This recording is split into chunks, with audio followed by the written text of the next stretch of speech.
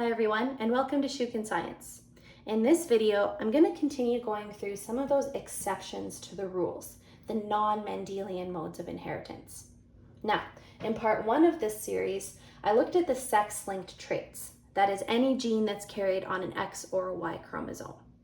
In this video, I'm going to focus once again on traits carried on autosomes. However, these traits break some of the rules we had learned about in different ways. So for traits that are dictated by co- and incomplete dominance, what that means is although they're carried on autosomes, and although there are still two different alleles for that trait, no one allele is dominant over the other. So in traits that are governed by codominance, both alleles are equally strong or dominant.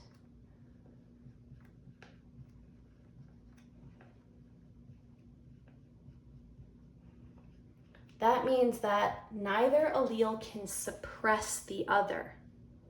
So just like with Mendelian inheritance, in codominance, there are still 3 different genotypes. We have a homozygous one, a recessive one, and a heterozygous one.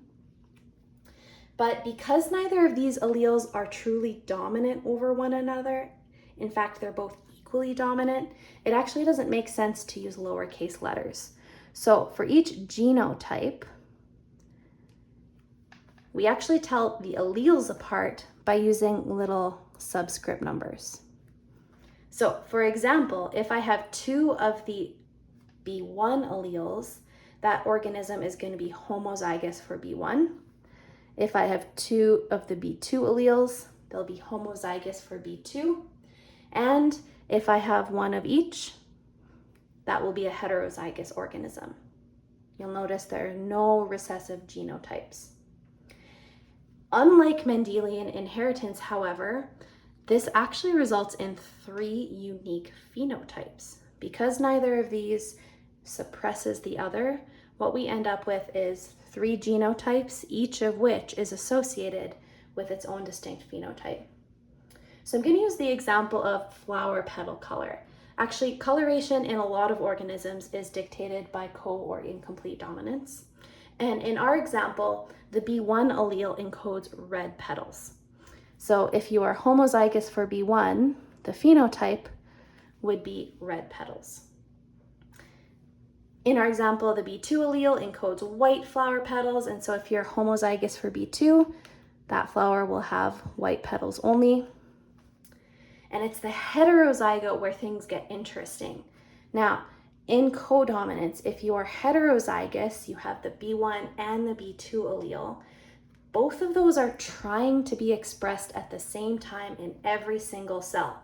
But because they're equally dominant, only one can win out. It's kind of like flipping a coin. So 50% of the time, the B1 allele is going to be expressed. So half of the flower petals are going to be red.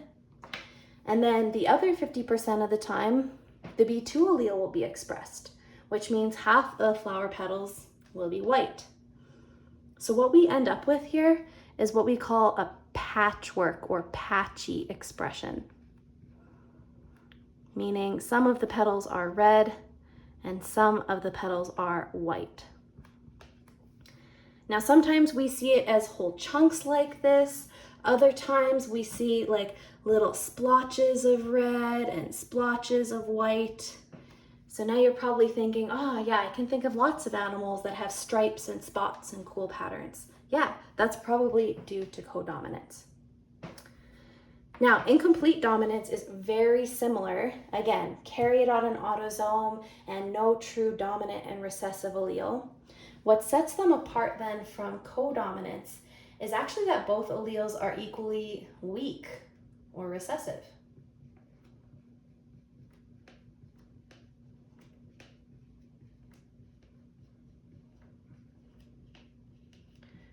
So just like in a codominant genotype, we wouldn't use big, small letters, doesn't make sense. Since both alleles are equally weak, it would actually make the most sense to use the lowercase letters.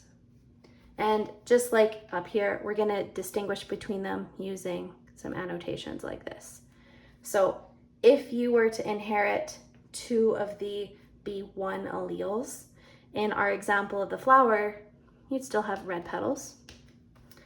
If you were to inherit 2 of the B2 alleles, you would still have white flowers. But what sets apart codominance from incomplete dominance is what we see in this heterozygous phenotype. Because in incomplete dominance, since both of these alleles are equally weak, they can actually both be slightly expressed at the same time in the same cell. Whereas up here, it was one or the other. So because both of these alleles can be expressed simultaneously, what you end up with is a blending of the two. And what happens when you blend together red and white? Well, in this case, you get pink. So if this was truly governed by incomplete dominance, what you would actually see in the heterozygous flowers would be pink petals. So that's the easiest way to distinguish between codominance and incomplete dominance, is simply by looking at the phenotype of the heterozygote. There's really no way to distinguish between them if you're just looking at the homozygous individuals. All right, if you want to check out multiple alleles and pleiotropic and polygenic traits, that's going to then wrap up our final part in the series on non-Mendelian inheritance. That's coming up next. Thanks, everyone.